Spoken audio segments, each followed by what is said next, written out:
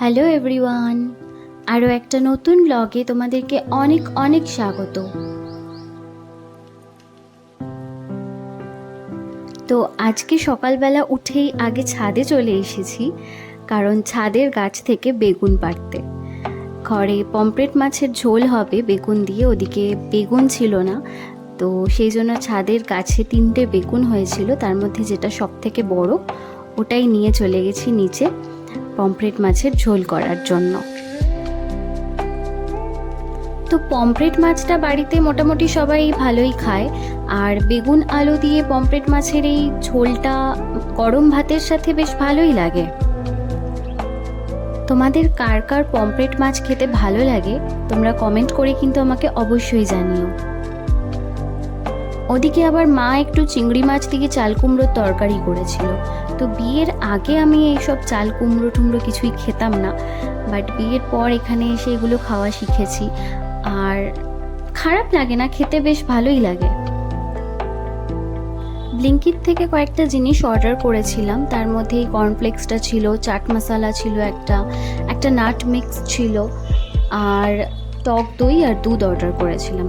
তো সকালের ব্রেকফাস্টে আমি দুধ দিয়ে কর্নফ্লেক্স খেয়েছিলাম, আর নাট মিক্সটা যেটা নিয়েছিলাম সেটাও বেশ ভালো খেতেই ছিল, সল্টেড ছিল, ওর মধ্যে ক্যাশিউ, পিস্তা আর আমন্ড ছিল।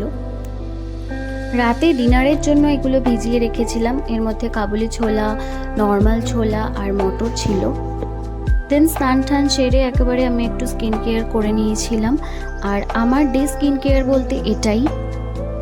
ফার্স্টে আমি লরিয়েলের ব্রাইটনিং সিরাম যেটা আছে, গ্লাইকোলিক ব্রাইট সিরাম যেটা, ওটা অ্যাপ্লাই করেছিলাম। ওটা ড্যাপ ড্যাপ করে একটু স্কিনের সাথে মিশিয়ে নিয়ে তারপরে ব্রাইটনিং ক্রিম যেটা আছে লরিয়েলের, SPF 17++ থাকে ওটা।